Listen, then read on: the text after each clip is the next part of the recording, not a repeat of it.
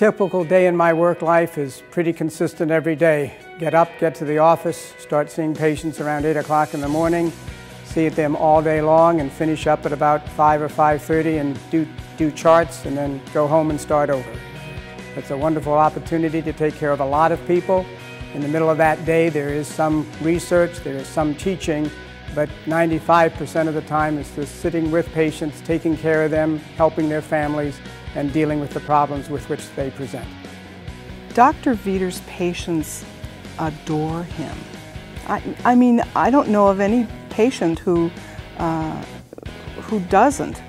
Dr. Veeder's patients absolutely love him. I've had patients say, well, my mother and my friend and so went to go see him and they just loved him, so that's who I want to see. I was at University of North Carolina and I was actually doing an infectious disease fellowship.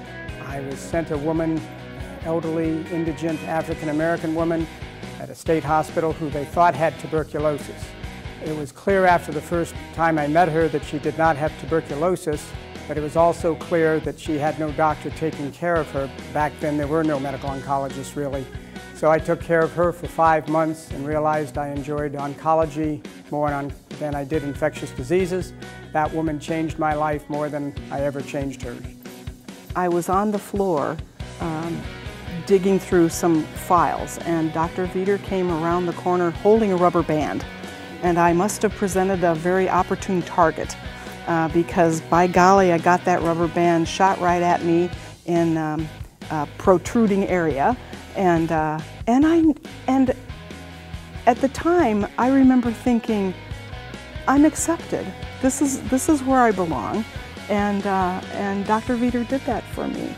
For reasons that I'm not sure how it actually began, I have managed to dress as a woman 2 or 3 times. There was a blue dress that he had, a blue evening gown that I think sequined thing that he looked great in. It was for a Christmas party we had at the Cornerstone building, and I think it's when the doctors did the takeoff on YMCA, except they did OHACI. I think I was chosen as the woman because I had the best legs. My wife at the time was very upset that I wore her evening gown, and she thought that I looked better than her. He looked fabulous. I'm Dr. Mike Veeder. I work at Illinois CancerCare as a medical oncologist, and I'm a rock doc.